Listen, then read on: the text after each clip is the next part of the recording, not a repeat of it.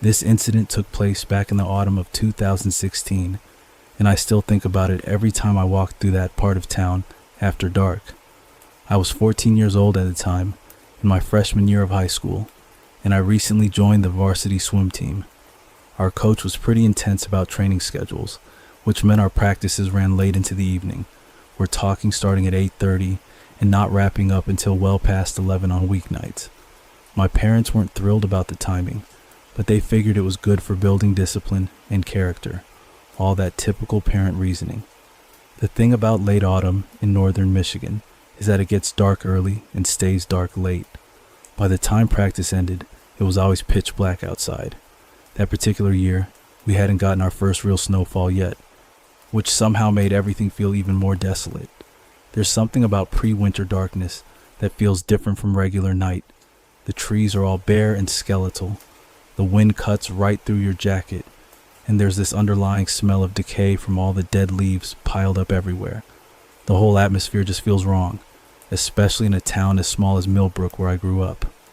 Most nights, my dad would pick me up from the community center where we practiced, but that Tuesday he was working a double shift at the plant, and my mom was dealing with my younger sister's flu situation at home. They asked if I felt comfortable walking the 1.5 miles back to our house, and like an idiot trying to seem mature and independent, I said sure, no problem. I'd walked home in the dark before, just never quite this late, never when the streets felt quite this empty.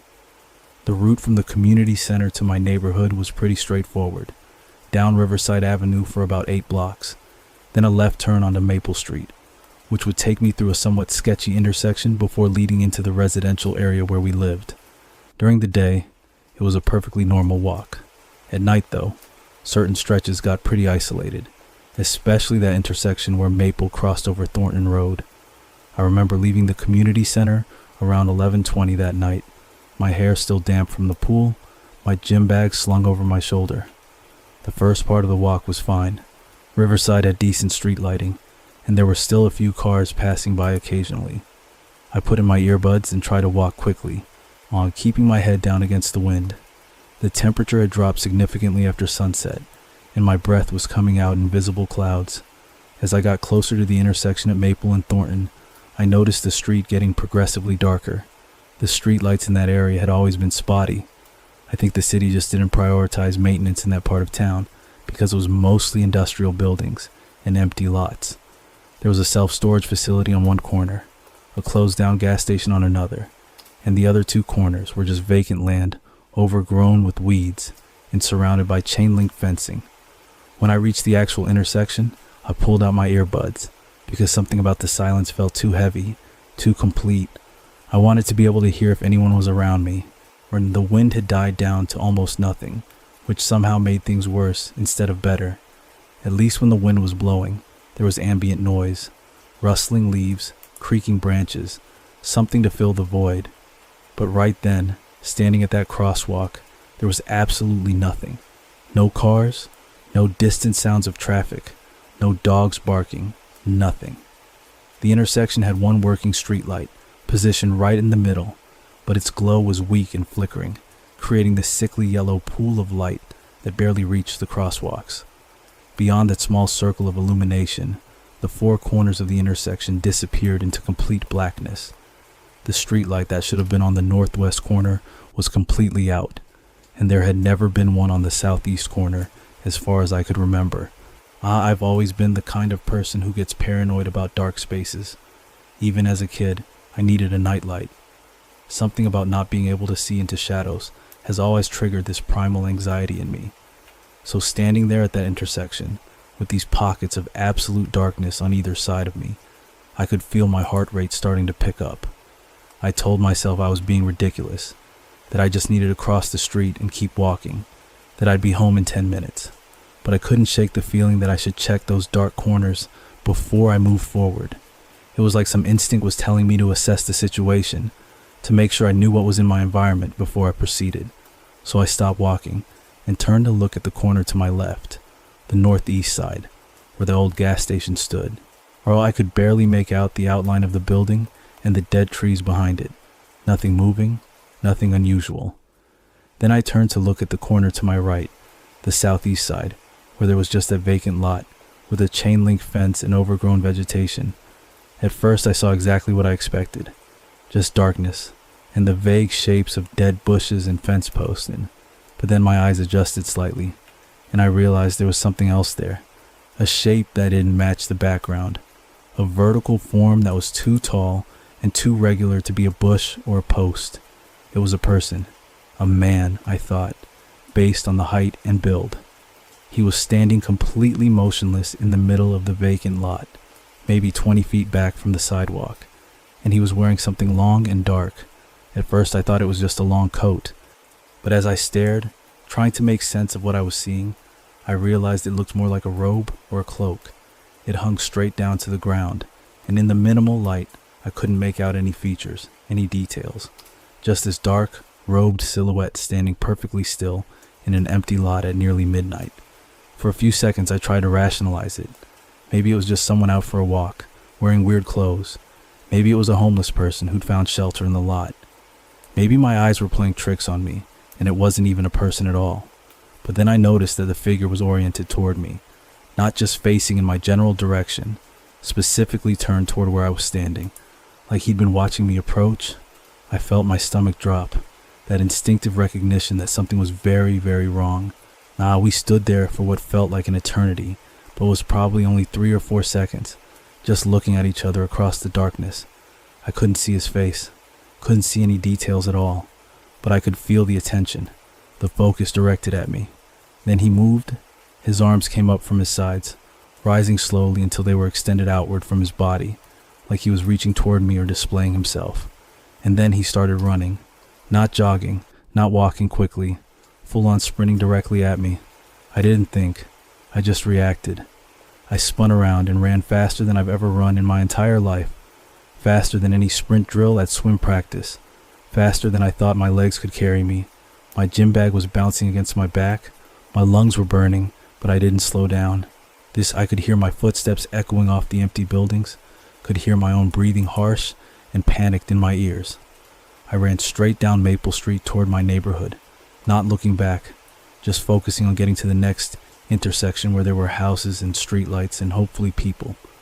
My house was still 5 blocks away, but there was a convenience store at the next major intersection that I knew would be open. That became my goal. Just get to the store, get to other people, get to safety. When I reached the intersection near the convenience store, probably ran that distance in under a minute, I finally forced myself to look back over my shoulder. The street behind me was empty, completely empty. No running figure, no robed man. On nothing but the dark street and the distant flickering light of that intersection I just fled from. He was just gone, vanished, like he'd never been there at all. I stood there gasping for breath, my hands on my knees, trying to process what had just happened. Part of me wondered if I'd imagined the whole thing, if fear and darkness had combined to make me see something that wasn't there. But I knew what I'd seen. I knew someone had been standing in that lot, and I knew they'd run at me. I didn't stop at the convenience store. I ran the rest of the way home, burst through the front door, and locked it behind me. My mom asked why I looked so freaked out, and I told her I'd just run the whole way home for exercise. I don't know why I didn't tell her the truth. Maybe I thought she wouldn't believe me. Maybe I didn't want to worry her. Maybe I was embarrassed that I'd been so scared. That was 7 years ago now. I'm in college, and I don't live in Millbrook anymore. But whenever I go home to visit my parents, I still have to pass through that intersection sometimes. And I never walk through there after dark. I always drive, and I always make sure my doors are locked. Because even though I never saw that figure again, even though nothing else ever happened, I can't shake the memory of those arms rising up in the darkness, and that shape sprinting toward me out of the void. I don't know who he was or what he wanted. I don't know if he was just trying to scare me or if something worse would have happened if I hadn't run. And honestly, I don't want to know. So to the robed figure at the Maple and Thornton intersection, let's not meet again.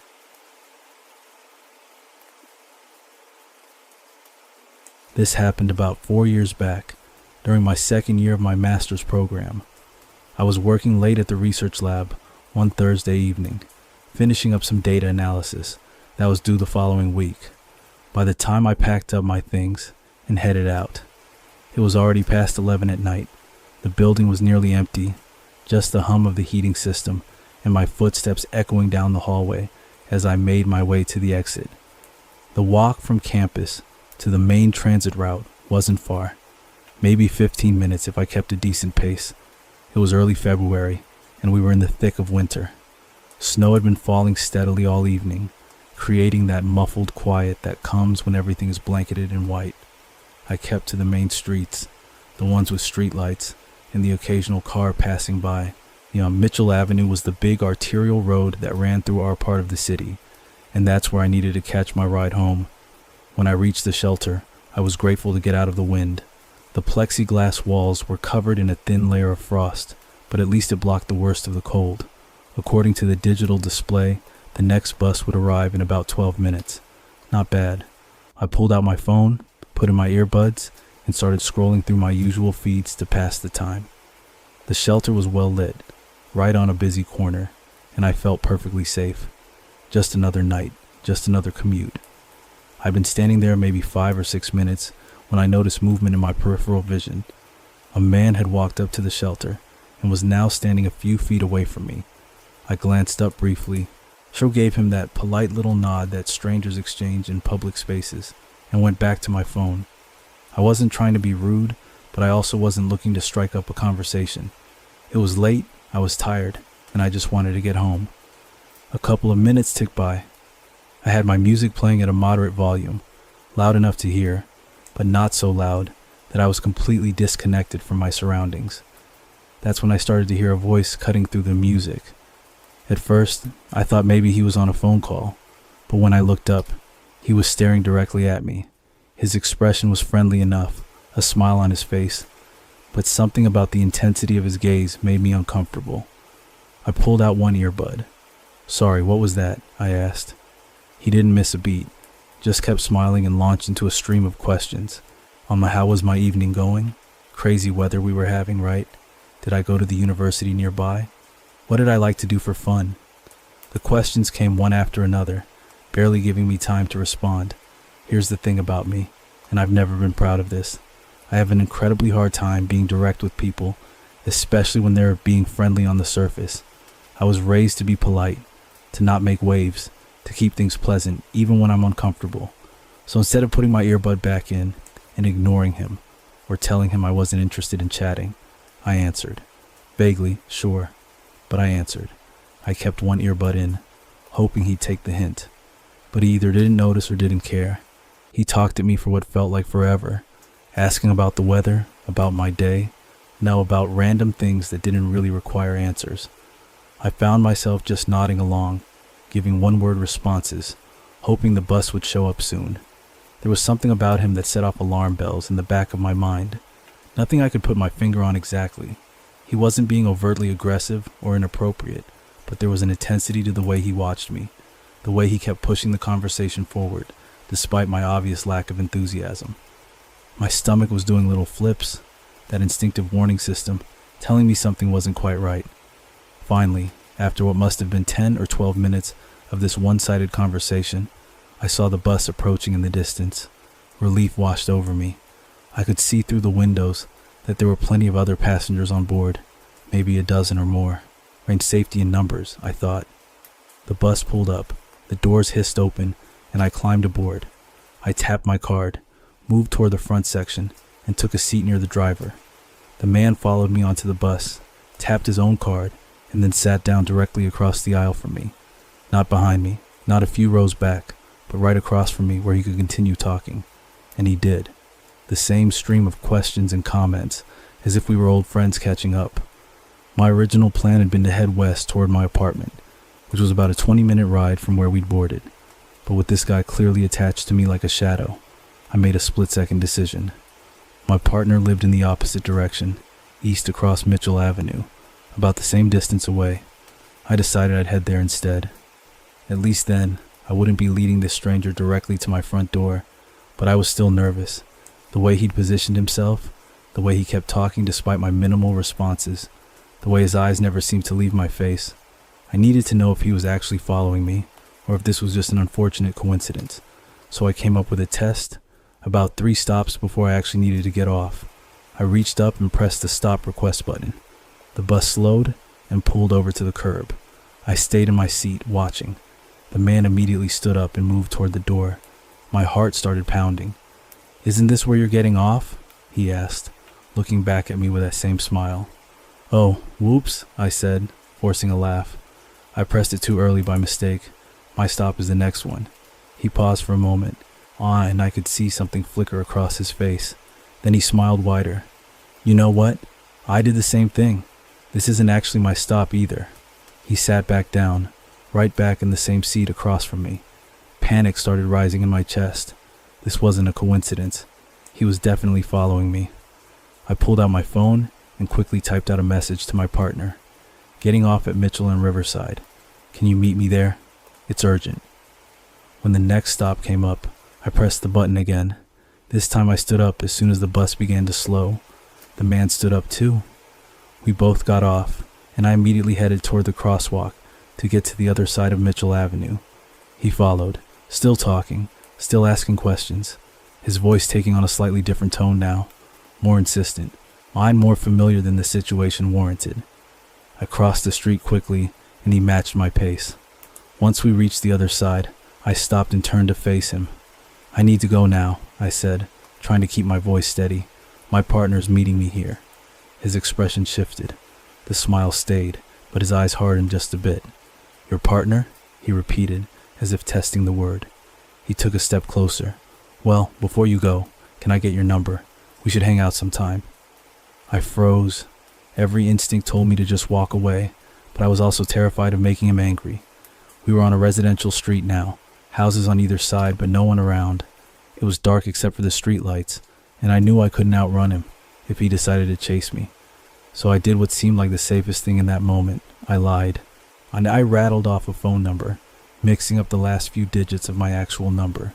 "There you go," I said. "I really have to run now. Have a good night." I turned and started walking quickly down the sidewalk, my hands shaking as I shoved them in my pockets. I'd made it maybe 30 or 40 feet when I heard footsteps behind me, running footsteps. "Hey," he called out, "hold on a second." I stopped and turned around, my heart hammering so hard I could feel it in my throat. He jogged up to me, that smile still plastered on his face, but his eyes completely cold now. "I think you made a mistake with that number," he said, holding up his phone. "I tried calling it, and it didn't go through. Weird, right?" My mind went blank. I fumbled for my phone, pretending to check for a missed call. "Oh, that's so strange," I managed to say. My fingers were trembling as I quickly typed another message to my partner. "Please hurry, I'm scared." "So what's the right number?" he asked, stepping even closer. I honestly don't know what I would have done. I think I might have given him my real number just to get him to back off, just to buy myself time. I was running through scenarios in my head, none of them good, when I saw a figure jogging toward us from down the block. It was my partner, tall and broad-shouldered, moving quickly. Relief flooded through me so intensely I almost started crying. "Oh, there he is," I said brightly, turning back to the man. "Thanks for keeping me company. Have a great night." I didn't wait for a response. I just started walking quickly toward my partner, and when I reached him I practically threw myself at him. I'm wrapping my arms around him and burying my face in his jacket. I didn't look back to see if the man was still standing there. I didn't want to know. My partner wrapped his arm around me and we walked quickly toward his apartment. Once we were inside with the door locked behind us, I finally let myself breathe. I made him check every window, every lock, twice before I could even begin to calm down. To the guy from the bus stop who followed me for blocks and wouldn't take no for an answer, let's never meet again.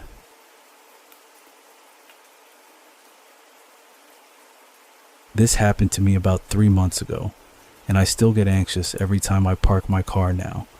I've been debating whether to share this story because it sounds almost ridiculous when I say it out loud, but it genuinely terrified me in the moment, and looking back, I realize how much worse it could have been. So I've been going to this fitness center over on the east side of town for about 6 months at that point. It's one of those 24-hour places, nothing fancy, but it's cheap and it's close to my apartment.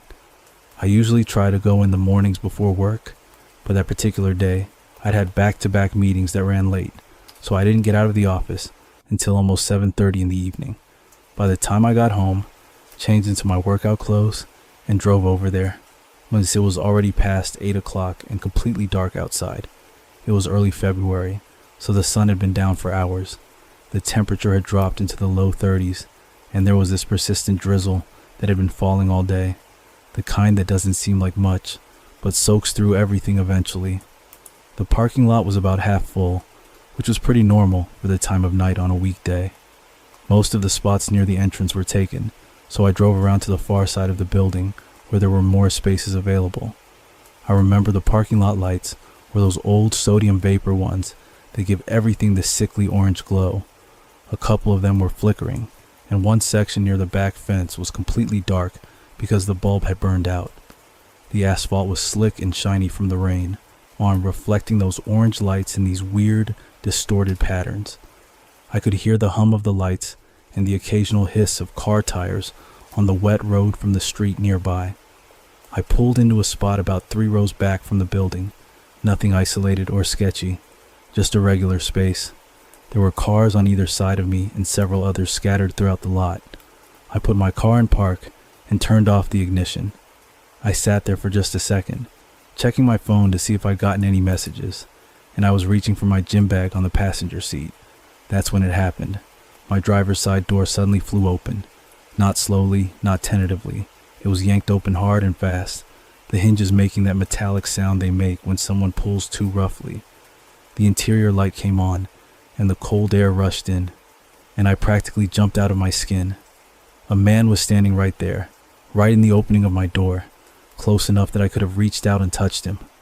My heart immediately started pounding so hard I could feel it in my throat. For a split second, I couldn't process what was happening.